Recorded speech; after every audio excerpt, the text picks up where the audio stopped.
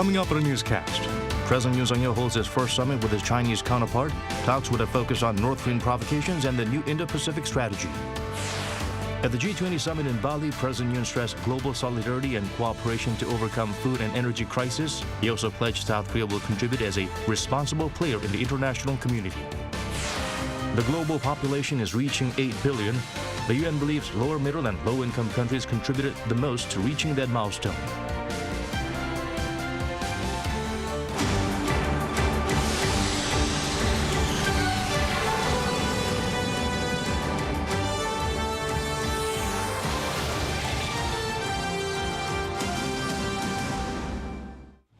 Hello and welcome to our newscast. I'm Daniel Che. Let's begin with the top story at this hour. We begin in Bali, where the G20 Summit is underway. President Yoon Suk-yeol is wrapping up his 6-day ASEAN tour on this Tuesday with a bilateral summit with Chinese President Xi Jinping. Our editor-in-chief Moon Geon-young, she is in Bali traveling with the president. Once again, I express my condolences to the bereaved families of the victims of a recent accident in Seoul and send my heartfelt words of support to those injured. 얼마 전 서울 이태원에 있었던 이 참사에 대해서 애도를 표현해 주셔서 감사드립니다. The first in-person meeting between President Yoon Suk-yeol and Chinese President Xi Jinping began on a softer note, with the men expressing grief over those affected by a recent crowd crush in Seoul that led to the death of 158 people. The face-to-face coming on the sidelines of the summit of Group of 20 advanced and emerging economies was confirmed last minute, evidencing both delegations' awareness for a need at the same time, highlighting the sensitivity of the Seoul-Beijing ties. The first between leaders of South Korea and China since the Seoul-Beijing-Tokyo trilateral summit in December 2019. The tete-a-tete was little more than a get-to-know session lasting 25 minutes, but with much riding on, taking into account the geopolitics of the region. 우리 정부의 외교 목표는 동아시아와 국제사회의 자유, 평화, 번영을 추구하고 기여해 나가는 것입니다.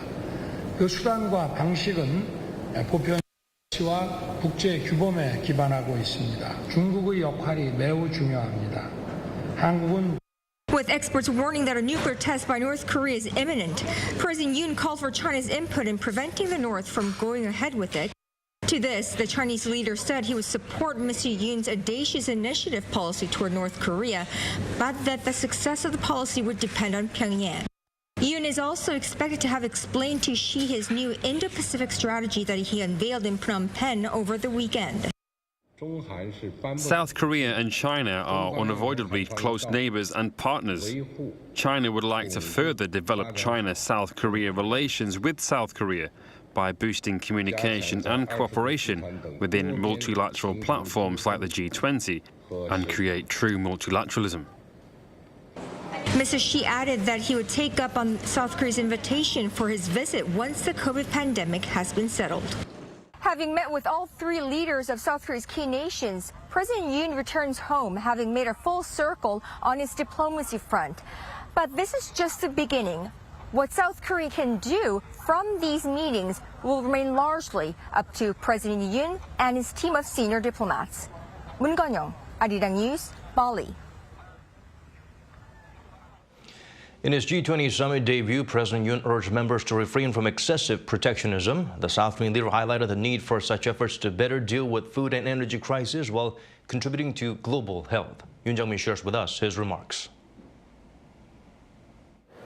A call for global solidarity and cooperation to overcome crises took center stage as South Korean President Yoon Suk-yeol debuted at the G20 Summit on the final day of his Southeast Asia trip, addressing the food and energy security session.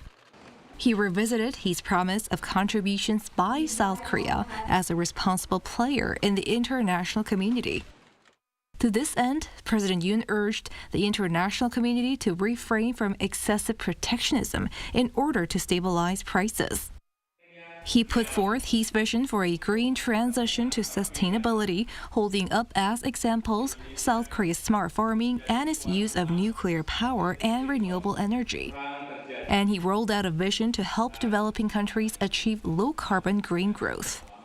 Calls for solidarity and contribution were echoed by the South Korean president as he took part in the health security session, citing his government having raised its budget for official development assistance next year, despite having to tighten its belt. On top of that, South Korea has promised a $300 million contribution for access to COVID-19 tools accelerator and $100 million for the global funds to fight AIDS, tuberculosis, and malaria. He also pledged a more active role in the G20's pandemic fund. At the multilateral summit, the South Korean president met a number of world leaders, including those of Canada, Germany, the UK, and India, some of whom expressed condolences over the recent crowd crush in Itaewon. Meeting India's Prime Minister Narendra Modi, they talked about cooperation on economy, business, and democracy, and Modi invited Yoon for a visit at a future date. President Yoon also met the new UK Prime Minister Rishi Sunak, who said he looks forward to continued close cooperation with Seoul. Yoon Jong-min, Arirang News. Media in both the U.S. and China apparently see the Washington-Beijing summit as a good sign that dialogue is back open and that tensions could be eased. New York Times reported that the leaders adopted a warm tone in their talks, looking to resolve disputes through diplomacy. The Global Times, a mouthpiece for the Communist Party, described the meeting as a positive signal that the world's two biggest economies remain in communication, and both hope to avoid direct conflict. The Beijing News, another party-run newspaper, highlighted a pledge by both sides to cooperate in a variety of areas like climate change and pointed out such collaboration not only support the country's development, but also helps fulfill their global responsibilities. It appears North Korea is adding new features to its main satellite launch site, possibly for testing missile engines. This is at the Jae-ha satellite launching station near the regime's west coast, which was visited back in March by its leader, who ordered its modernization. Based on satellite imagery from Planet Labs, VOA reported that the structure being built is a couple of 100 meters from the site's engine test stand. According to non-proliferation expert David Schmerler, it might be an observation facility or some type of new engine test stand. South Korea's military is closely monitoring the area with the U.S. Here in the nation, the Combined Forces Command completed its relocation to Camp Humphreys in Pyeongtaek, ending its 44-year stay in Seoul. In a ceremony on Tuesday, Defense Minister Lee Jong-sub said combined readiness will be maintained more strongly now that the CFC, USFK, and the UNC are all located at the same garrison. CFC Commander General Paul Lacamera also stressed that while the address has changed, their commitment has not. He added the Allied Command will continue to assure the safety of the Korean people and be prepared for combat.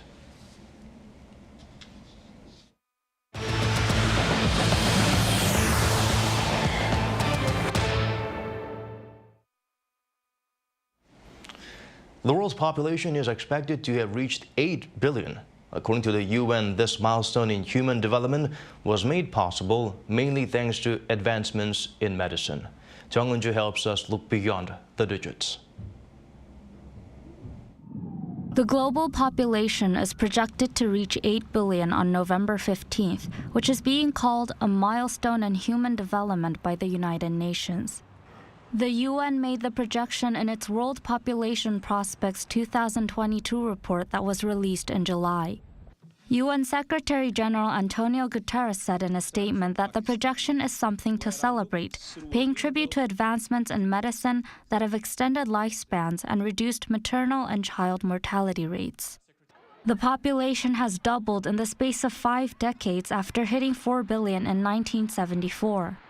It exceeded 7 billion in 2011, a little over a decade ago. Although the global population is growing at its slowest rate since 1950, the UN estimates it to exceed 9 billion in 15 years. The UN also projects the global population to grow to around 8.5 billion in 2030, 9.7 billion in 2050, and peak at around 10.4 billion during the 2080s. Officials said that lower middle income and low income countries contributed the most and will likely continue to do so in reaching the next milestone. The population growth rate was at its highest in the early 1960s, but has rapidly slowed down, having fallen under 1% in 2020. The population continues to grow, however, due to increased life expectancy and because the fertility rate is at 2.1 births per woman, roughly the level required for zero growth. Global life expectancy reached 72.8 years in 2019, an improvement of almost 9 years since 1990. Asia and Africa contributed most to the global population growth. India is projected to overtake China as the most populated country in the world sometime next year. The UN also explained that countries of sub-Saharan Africa are expected to contribute more than half of the increase anticipated through 2050. 정은주, Arirang News. Back here in South Korea, the names of those who died in the Itaewon tragedy were disclosed to the public by an online media outlet. But as this was done without seeking consent from the bereaved families, it's drawing harsh criticism from the nation's political circle. Lee Kyung-eun has the full story. South Korean Prime Minister Han Duck-soo has expressed deep regret over an online media outlet publishing the names of those who died in the Itaewon crowd crush. I deeply regret that the list was made public without the most basic procedure, without completely seeking the consent of the bereaved families. On Monday, a liberal-leaning civic group released a list of names after it was given to them by a media outlet. It detailed the names of 155 of the total 158 victims, including those with foreign nationalities. Though admitting the lack of consent, the media outlet said it was supposed to be a sincere way to pay respects. It also accused the government of keeping the identities a secret to minimize any fallout from the public. The ruling People Power Party, which has been firmly against any idea of the names being made public, responded to the news with harsh criticism. It's a sinful act by the media that clearly knew that the families of the victims don't want the names to be disclosed and that doing so goes against the law. The PPP also suspects the Liberal Democratic Party of being behind it, as it was something a group of DP lawmakers, including its chair Lee Jae-myung, had previously called for. Where in the world do people pay their respects to victims of a disaster when they don't even know their names or faces? However, following mounting concerns, the party clarified its stance that it wants a conditional release and with consent from the bereaved families. Other minor opposition parties also expressed their regret.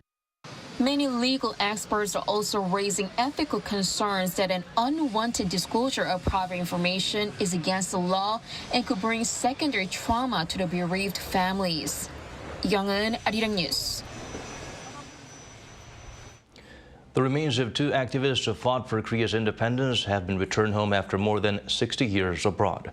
The Ministry of Patriots and Veterans Affairs held a repatriation ceremony at Incheon International Airport on Tuesday as the remains of Jae-ha and Jae-ha were brought home. Before returning to Korea, he was buried in Switzerland, home in France. The two fought for independence in Europe and passed in 1960. They will be put to rest at a national cemetery in Daejeon on Wednesday morning.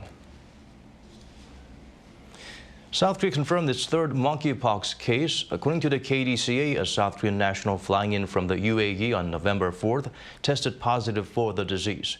This patient was asymptomatic at the time of arrival but had a fever and experienced dizziness 4 days later and was hospitalized on the 13th when symptoms became more severe. This person is now in isolation at National Medical Center and is being monitored while contact tracing is being carried out. This is the country's first reported case in 2.5 months. The government plans to help universities deal with worsening financial situation by setting aside some 11.2 trillion won, or about $8.5 billion in funding for next year. Of that amount, about 2.2 billion will come from money originally set aside for grade schools. Universities have been facing a decline in enrollment and have been prevented by the government from raising tuition. Officials at the Korean Council for University Education welcomed the move, but they also pleaded with lawmakers to pass the necessary laws which have been in review since September. The collapse of FTX is likely to affect thousands of people here in the nation, but more broadly, it's affecting local stocks related to crypto. Authorities are urging investors to exercise caution. Shin Se-byuk sheds light on the developments. FTX users in South Korea are also grappling with the sudden collapse of the platform.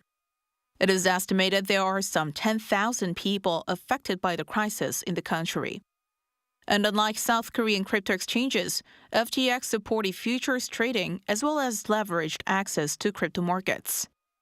With the abrupt implosion of FTX, the crypto exchange's own token, FTT, went into freefall.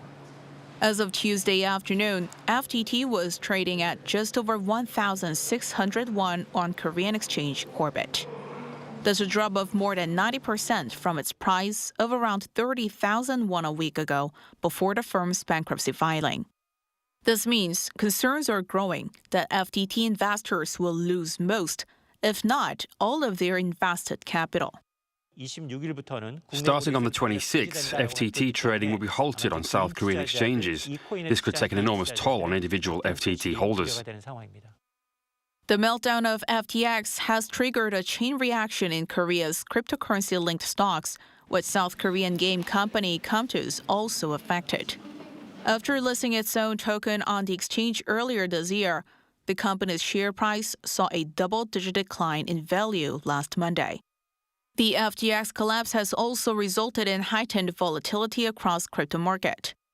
The world's leading cryptocurrency Bitcoin also suffered greatly, losing almost 20% of its value in the past week. Amid turmoil and uncertainty in the market, local exchanges are warning investors to take caution when trading cryptocurrencies. And pundits are saying that volatility in the crypto market is likely to stay through this year, with investors having recently experienced huge damage triggered by the Terra Luna collapse. South Korean financial authorities say they will keep a close eye on the crisis and as well as the aftermath. Shin Se-byuk, Arirang News.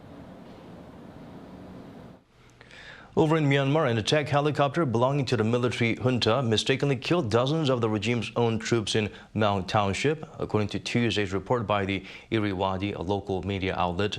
A resistance group in the area saw through their scopes the chopper killing at least 60 junta troops.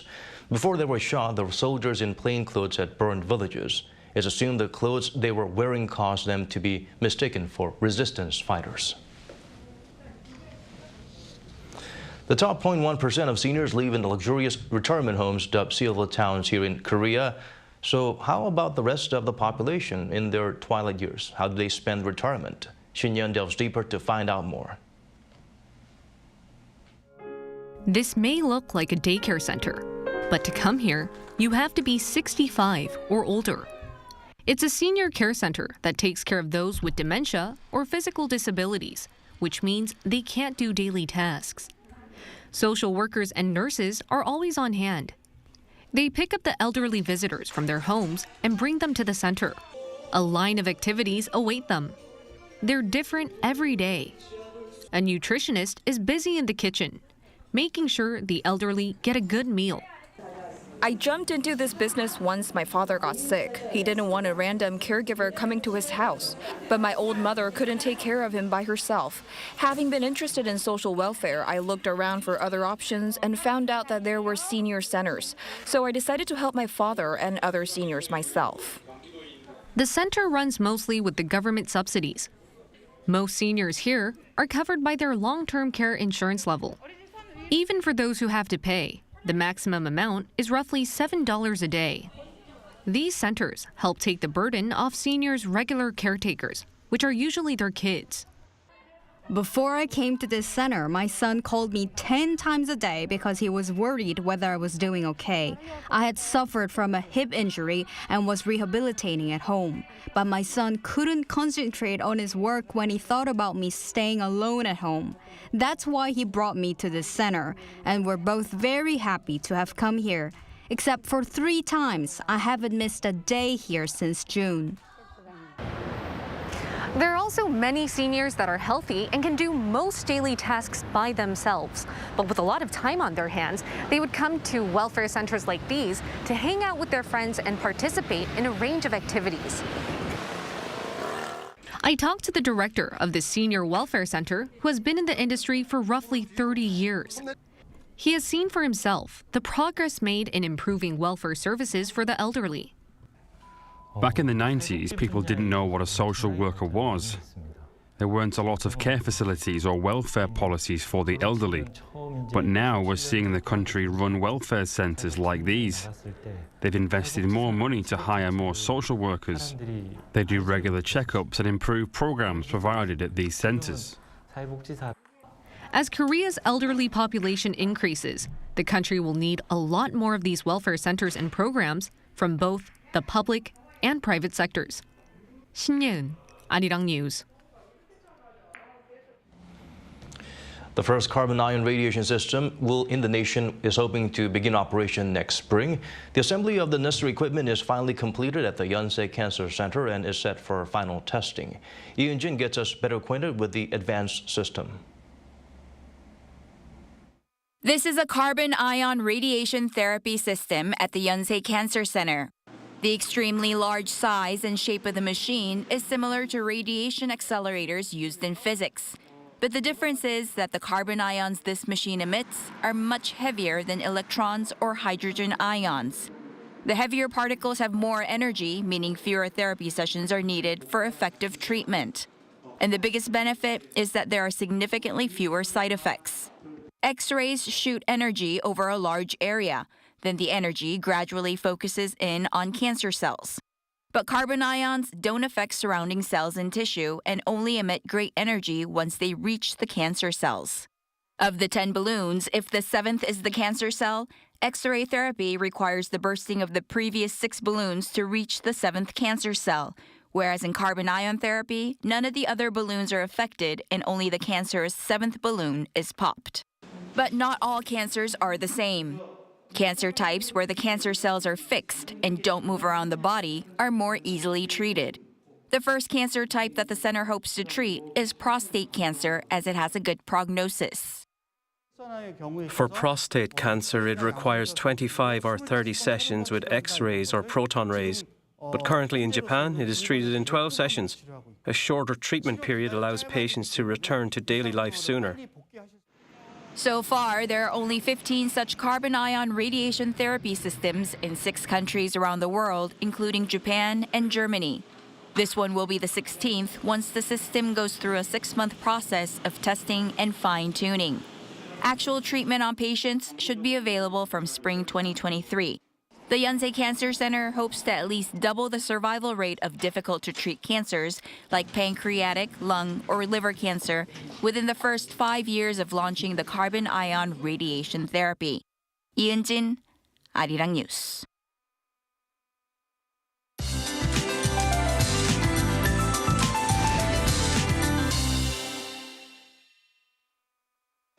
Early winter-like conditions will continue into tomorrow here in South Korea. Daytime weather will stay quite chilly with maximum temperatures slightly under the seasonal norms. Some inland regions will even see wide temperature gaps for places like Gangsu and Jeollabuk-do province. Lows will start off at 1 degree while daily highs will be jumping to 13 degrees Celsius.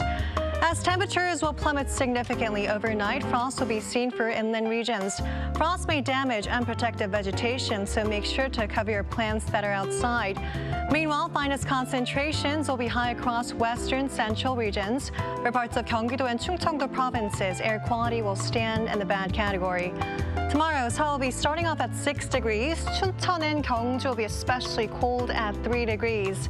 Daily highs in Seoul will get up to 14 degrees. Gwangju 16. Busan and Jeju will be reaching 18 degrees. On Thursday, which is a National College Entrance Exam Day, clear skies will prevail. The mornings will be quite frosty, so make sure to dress in layers. That's all for now, and here are the weather conditions around the world.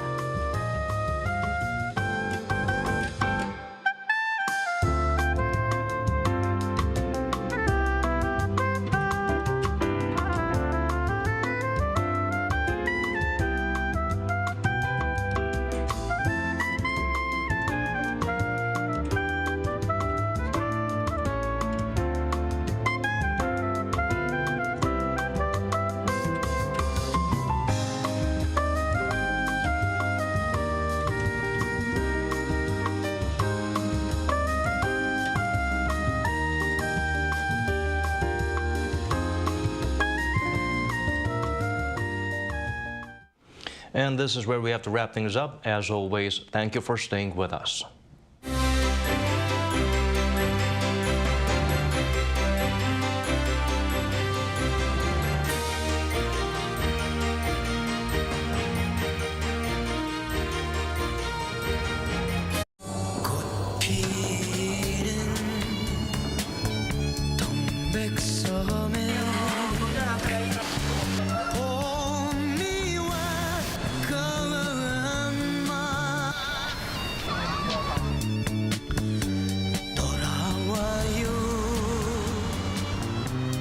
부산항에